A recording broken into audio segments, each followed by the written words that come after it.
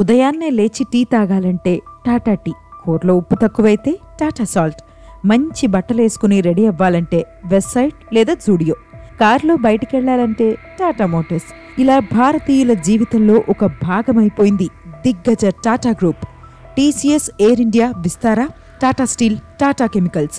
భారతదేశ అభివృద్ధిని పరుగులు పెట్టించే ఎన్నో సంస్థలను నిర్మించడమే కాదు, అగ్రదేశాలకు ఇండియా ఎందులోనూ తీసిపోదని టాటాలు నిరూపించారు. సాధారణంగా ఫ్యామిలీ బిజినెస్ అంటే చాలా మందిలో నెగటివ్ ఒపీనియన్ ఉంటుంది. కానీ టాటాల పేరు వింటే మాత్రం గుండె గర్వంతో ఉప్పొంగుతుంది. ప్రజల్లో టాటాలు బిల్డ్ చేసుకున్న నమ్మకం అలాంటిది. అయితే టాటాల సక్సెస్ రాత్రికి రాత్రే జరిగిన మిరాకిల్ కాదు. దీని వెనుక ఒక గొప్ప వ్యక్తి విజన్ ఉంది. కోట్లకు కోట్లు వెనకేసుకోవాలన్న ధన దాహంతో ఉండే ఎందరో పక్కా వ్యాపారులా కాకుండా ప్రజలకు నాణ్యమైన జీవితాన్ని అందించాలని, దేశాన్ని అభివృద్ధి చేయాలన్న ఆ వ్యక్తి కఠోర శ్రమ నుంచి పుట్టుకొచ్చిందే నేటి టాటా గ్రూప్. కష్టాలొచ్చినా నష్టాలొచ్చినా వెనకడుగు వేయకుండా తన శ్రమనే నమ్ముకుని జీవితం చివరి వరకు 100% ఎఫర్ట్స్ పెట్టిన ఈ వ్యక్తి గురించి అందరూ తెలుసుకోవాలి.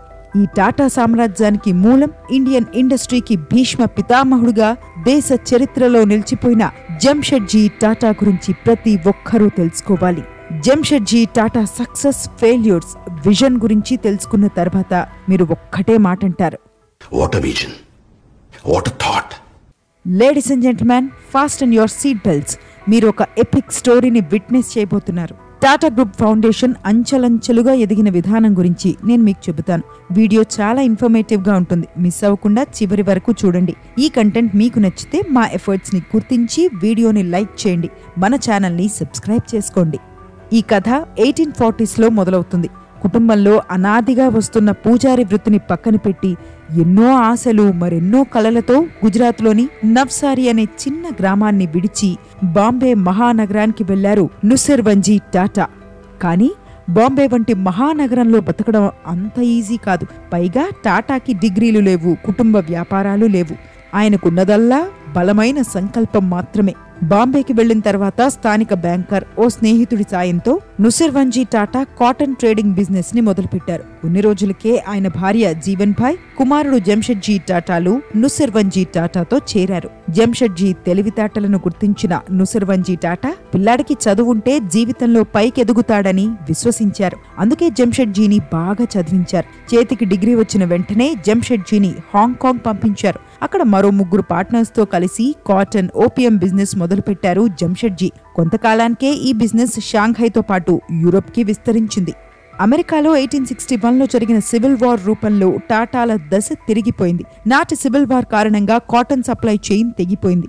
అమెరికా రా మెటీరియల్ పై అధికంగా ఆధారపడే బ్రిటిష్ కంపెనీలకు భయం మొదలైంది. ఆల్టర్నేటివ్స్ కోసం వెతకడం మొదలుపెట్టారు.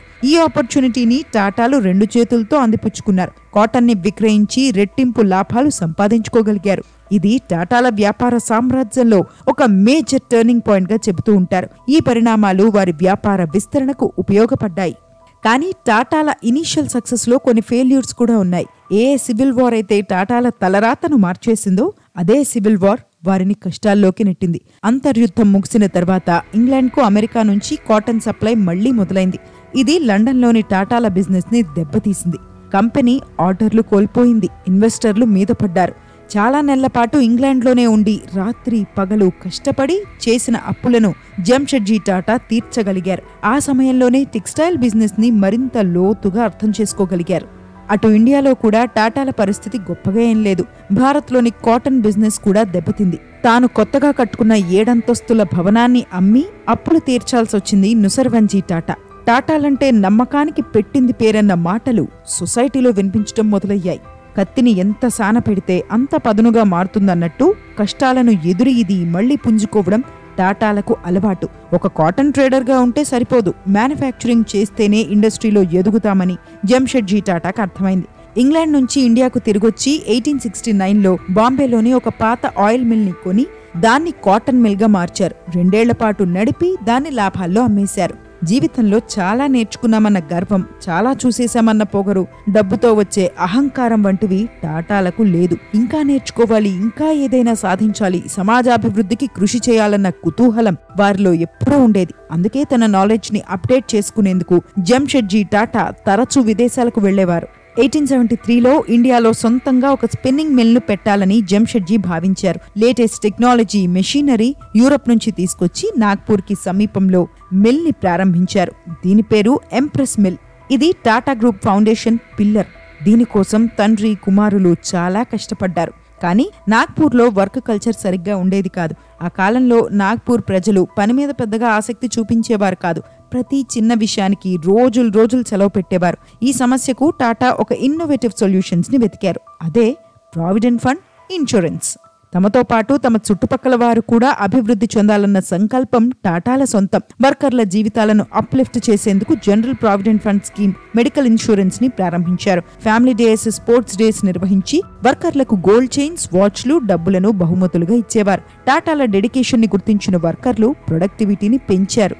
జంషెడ్జీ టాటా ప్రవేశపెట్టిన ఇలాంటి ఎన్నో ఇన్నోవేటివ్ స్కీమ్స్ ని చూసి భారతీయులు గర్వపడాలి. వర్కర్లను అసలు మనుషులుగానే చూడని ఆ కాలంలో టాటాలు ఉద్యోగులను సొంత కుటుంబ సభ్యులుగా భావించేవారు. శతాబ్ద కాలం పాటు పనిచేసిన ఎంప్రెస్ మిల్ 1977లో మహారాష్ట్ర టెక్స్టైల్ కార్పొరేషన్లో విలీనమైపోయింది. 2002లో ఈ మిల్ కార్యకలాపాలు ఆగిపోయాయి. ఈ empress mill Jamshedji Tata finest success స్టోరీగా చెబుతూ ఉంటారు. కానీ సక్సెస్ ని జంషెడ్జీ ఎప్పుడూ తలకెక్కించుకోలేదు. సహోద్యోగుల సంక్షేమాన్ని దృష్టిలో పెట్టుకుంటే వ్యాపారం దానంతట అదే వృద్ధి చెందుతుంది అని అనేవారు. ఇప్పుడంతా బాగుంది కదా, కొత్తగా ఎందుకు చేయాలి, నష్టాలొస్తే, విఫలమైతే అన్న మైండ్ సెట్ కి జంషెడ్జీ టాటా చాలా దూరం. ఏ రంగంలో అవకాశం ఉంటే అందులో ప్రవేశించేవారు. చాలా కష్టాలు పడ్డారు, చాలాసార్లు దెబ్బలు తిన్నారు. మహారాష్ట్ర పంచ్గనిలో ఈజిప్షియన్ కాటన్ ని గ్రో చేసేందుకు తీవ్రంగా శ్రమించారు. సరైన ట్రాన్స్పోర్ట్ లేని ఆ రోజుల్లో చాలా కష్టపడి కొండ ప్రాంతాలకు వెళ్లి పత్తిని గ్రో చేసేందుకు ప్రయత్నించారు. కానీ అది అంత సక్సెస్ అవ్వలేదు. ఫెయిల్ అయ్యానని జంషెడ్జీ టాటా నిరుత్సాహపడలేదు. రెట్టింపు ఉత్సాహంతో టాటా సామ్రాజ్యాన్ని ఒక విజన్తో ముందుకు తీసుకెళ్లారు. కొంతకాలం తర్వాత ఫ్రాన్స్ వెళ్లిన జంషెడ్జీ టాటా సిల్క్ వామ్స్ ని తీసుకొచ్చి ఇండియాలో బ్రీడింగ్ చేసేందుకు ప్రయత్నించారు. బెంగళూరు, మైసూరు వాతావరణం ఆయనకు చాలా నచ్చింది. భారీ మొత్తంలో భూములు కొని ఒక సిల్క్ ఫార్మ్ ఆర్గనైజేషన్ ని స్థాపించారు. సిల్క్ వామ్ బ్రీడింగ్ వైపు రైతులను ప్రోత్సహించారు. జపాన్ నుంచి ఎక్స్పర్ట్స్ ని తీసుకొచ్చి రైతులకు శిక్షణ ఇప్పించారు. నాడు జంషెడ్జీ టాటా నాటిన చెట్టు నేటి మైసూర్ సిల్క్ అని చాలా తక్కువ మందికి మాత్రమే తెలుసు.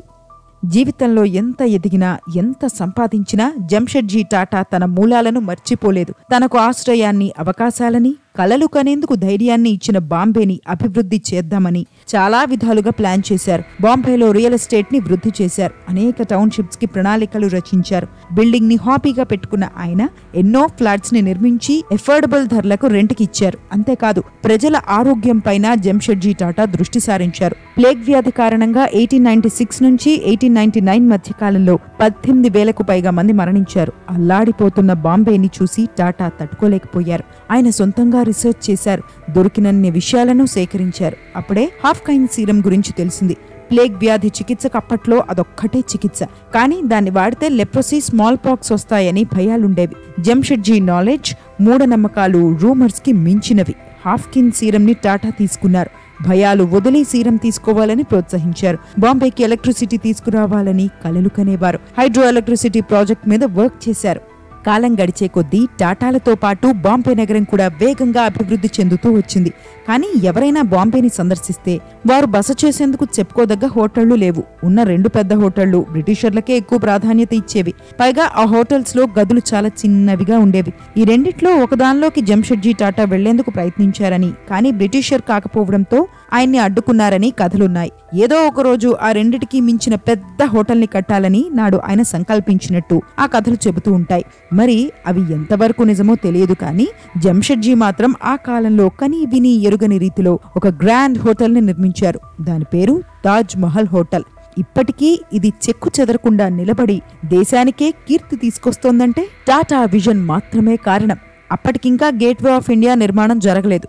2.5 ఎకరాల భూమిని 99 ఏళ్ల పాటు లీజుకు తీసుకున్నారు టాటా. 2 భారత ఇంజనీర్లను హైర్ చేసి తాజ్ మహల్ హోటల్ ని కట్టడం మొదలుపెట్టారు.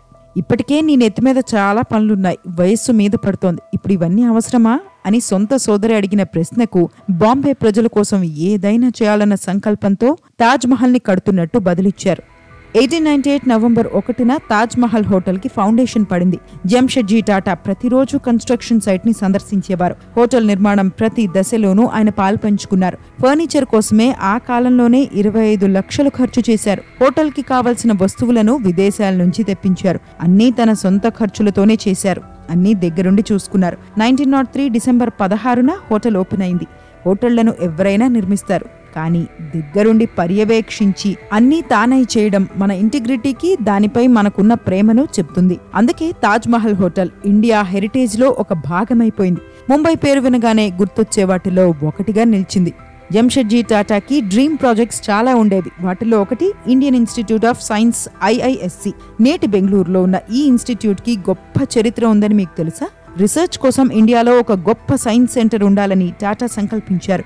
ఇదే విషయంపై గవర్నర్ జనరల్ లార్డ్ కర్జన్ ని కలిశారు. కానీ లార్డ్ కర్జన్ పెద్దగా పట్టించుకోలేదు. హై రెప్యుటేషన్ తో కూడిన ఇన్స్టిట్యూట్ ని ఇండియాలో ఏర్పాటు చేస్తే ప్రయోజనం ఏముంటుంది? ఒకవేళ పెట్టినా గ్రాడ్యుయేషన్ తర్వాత విద్యార్థులు ఏం చేస్తారు అని ఆయన చిన్న చూపు చూశారు. కానీ జంషెడ్జీ టాటా గివప్ ఇవ్వలేదు. ఒక్క ఇన్స్టిట్యూట్ ని కడితే దేశాభివృద్ధికి దోహదపడే ఎన్నో పరిశ్రమలు పుట్టుకొస్తాయని ఆయన భావించారు. బెంగళూరులో ఇన్స్టిట్యూట్ ని నిర్మించాలని ప్రయత్నించారు. ప్రతిపాదిత ఇన్స్టిట్యూట్ కి 8,000 పౌండ్లను డొనేట్ చేశారు. మైసూరు మహారాజా 371 ఎకరాల భూమి, 5 లక్షల క్యాష్ విరాళంగా ఇచ్చారు. ఇండియన్ ఇన్స్టిట్యూట్ ఆఫ్ సైన్స్ కి ఇతర వ్యాపారస్తుల నుంచి విరాళాలు పెరిగాయి. ఇదంతా చూసిన లార్డ్ కర్జన్ కి ఈర్ష్య కలిగిందేమో. IIScని అడ్డుకోవడం మొదలుపెట్టారు. ఇదొక ఫెయిల్డ్ ప్రాజెక్ట్ అని, అనవసరంగా డబ్బును వృధా చేస్తున్నారని మాట్లాడేవారు. కానీ 60 ఏళ్లు పైబడిన జంషెడ్జీ టాటా వెనకడుగు వేయలేదు. IISc పనులు ఆగకుండా చూసుకున్నారు. అందుకోసం బాంబేలోని తన 17 భవనాలను విక్రయించి నిధులు కూడగట్టారు. నేను బతికుండగా IISc పనులు పూర్తవకపోతే నా వ్యక్తిగత సంపద మొత్తం ఖర్చు చేసి దాన్ని నిర్మించాల్సిందే అని తన బిల్లులో రాశారు. ఇక టాటా గ్రూప్లో జంషెడ్జీ టాటా జీవితంలో టాటా స్టీల్ కి ప్రత్యేక స్థానం ఉంటుంది. A nation that understood the value of iron would reap its weight in gold అన్న హిస్టోరియన్ థామస్ కార్లైల్ మాటలు జంషెడ్జీ మెదడులో ఉండిపోయింది. మధ్య భారతంలోని చందా అనే ప్రాంతంలో సహజ ఖనిజాలున్నట్టు జర్మన్ జియాలజిస్టులు గుర్తించారు. చందా ప్రాంతం నాగ్పూర్లోని వరోరాకు దగ్గరగా ఉండేది. ఈ వరోరా ప్రాంతంలో అప్పటికే బొగ్గును కనుగొన్నారు. ఇక ఏమాత్రమూ ఆలస్యం చేయకుండా వరోరా పరిసర ప్రాంతాల మట్టిని సేకరించి టెస్టింగ్ కి పంపించేవారు టాటా. కానీ పెద్దగా ప్రయోజనం దక్కలేదు. అవేవీ నాణ్యమైన మినరల్స్ కావని తేలింది. కానీ ఇండియాలో స్టీల్ మ్యానుఫ్యాక్చర్ చేయాలని మైండ్లో బలంగా ఫిక్స్ అయిన ఆయన దేశవ్యాప్తంగా తిరిగారు. 17 ఏళ్ల పాటు శాంపిల్స్ ని సేకరిస్తూ ఐరన్ ఓర్ కోసం వెతికారు. 17 ఏళ్లు అంటే తక్కువ విషయం కాదు. పని మొదలుపెట్టి రిజల్ట్ కనిపించకపోతే 2-3 రోజులకే వదిలేసే వారికి టాటా కష్టం, పేషెన్స్ అర్థమవుతుందా? ఓవైపు ఇండియాలో టాటా కుటుంబ సభ్యుల ఖనిజాల అన్వేషణ కొనసాగుతుండగా ఐరన్ అండ్ స్టీల్ మ్యానుఫ్యాక్చరింగ్ మీద నాలెడ్జ్ పెంచుకునేందుకు జంషెడ్జీ టాటా ప్రపంచవ్యాప్తంగా పర్యటించారు. ఈ రంగంపై పట్టున్న ఎందరినో కలిశారు. ఇండియాకొచ్చి పనిచేయాలని నిపుణులకు చెప్పి ఒప్పించారు. టాటాలోని మ్యాడ్నెస్, చిన్నపిల్లాళ్ల కళ్లలో ఎక్సైట్మెంట్, వయస్సు మీద పడుతున్న ఏదైనా కొత్తగా చేయాలన్న ఆయన సంకల్పం చూసిన వారు ఆయన వెంట నడిచారు. చివరికి ఐరన్ స్టీల్ కోసం టాటాలు చేపట్టిన సుదీర్ఘ అన్వేషణకు తెరపడింది. నాగ్పూర్కి 140 మైళ్ల దూరంలో పుష్కలంగా ఐరన్ ఓర్ ఉందని బయటపడింది. అది తెలుసుకున్న జంషెడ్జీ టాటా ఆనందానికి హద్దులు లేవు. అలా దేశంలోనే మరో అతిపెద్ద సంస్థ టాటా స్టీల్ కి పునాది పడింది. దీని తొలుత టిస్కో అని పిలిచేవారు. అనంతర కాలంలో ఇది టాటా స్టీల్ గా మారింది. ఇన్ఫాక్ట్ టాటాల పేరుతో వచ్చిన తొలి సంస్థ ఈ Tata iron and steel company. అప్పటి వరకు ఉన్న ఏ వ్యాపారానికి టాటాల పేరు లేదు. 1907లో టిస్కోకు పునాదులు పడ్డాయి. 1912లో స్టీల్ మ్యానుఫ్యాక్చరింగ్ మొదలైంది. కానీ టిస్కో కార్యరూపం దాల్చడాన్ని జంషెడ్జీ టాటా చూడలేదు. 1904లో జర్మనీ పర్యటనలో ఉన్నప్పుడు అనారోగ్య సమస్యల కారణంగా 65 ఏళ్ల వయస్సులో జంషెడ్జీ టాటా మరణించారు. అప్పటికి IISc బెంగళూరు కూడా సిద్ధమవ్వలేదు. కానీ తన తండ్రి కన్న కలలను జంషెడ్జీ కుమారుడు దారోబ్జీ టాటా నిజం చేశారు. ఎన్ని అడ్డంకులు ఎదురైనా ఎదురీది తండ్రి సంకల్పాన్ని నెరవేర్చారు. టిస్కో, IISc బెంగళూరుతో పాటు టాటా గ్రూప్ పేరు ప్రతిష్టలను ముందుకు తీసుకెళ్లారు. ఇదంతా విన్న తర్వాత ఇండియన్ ఇండస్ట్రీకి భీష్మ పితామహుడిగా పేరు పొందడానికి జంషెడ్జీ టాటా 100% అర్హులనడంలో సందేహమే లేదు. ఆయన ఎప్పుడూ సొంత ప్రయోజనాలు, భారీ సంపదను వెనకేసుకోవడం కోసం పని చేయలేదు. ప్రజల ఎదుగుదలలోనే తన సక్సెస్ ని చూశారు. ఎవ్వరు నమ్మినా నమ్మకపోయినా భారతదేశాభివృద్ధిని ఆయన విశ్వసించారు. ఆయన పెట్టుబడే ఆయన నమ్మకం. గొప్ప విజన్ ఉన్న ఇలాంటి వ్యక్తి మళ్లీ రాలేడనిపిస్తోంది కదూ. కానీ అదేంటో టాటాల్లో ఒకరికి మించి ఒకరున్నారు. దేశాభివృద్ధి, ప్రజలకు నాణ్యమైన జీవితాన్ని అందించడమే లక్ష్యంగా పనిచేసి భారత చరిత్రలో తమకంటూ ప్రత్యేక స్థానాన్ని ఏర్పరచుకున్నారు. టాటా గ్రూప్ స్టోరీస్లో ఇది పార్ట్ 1 మాత్రమే. నెక్స్ట్ పార్ట్స్లో జంషెడ్జీ టాటా కలలను, టాటా గ్రూప్ని అత్యున్నత స్థాయికి తీసుకెళ్లిన జేఆర్డీ టాటా, రతన్ టాటాల గురించి మీకు చెబుతాను. You will love it. ఇది ఫ్రెండ్స్ ఇవాల్టి వీడియో. ఈ కంటెంట్ మీకు నచ్చితే మన ఛానల్ని సబ్స్క్రైబ్ చేసుకోండి. ఈ వీడియోని లైక్ చేసి షేర్ చేయండి. More videos coming up. Stay tuned.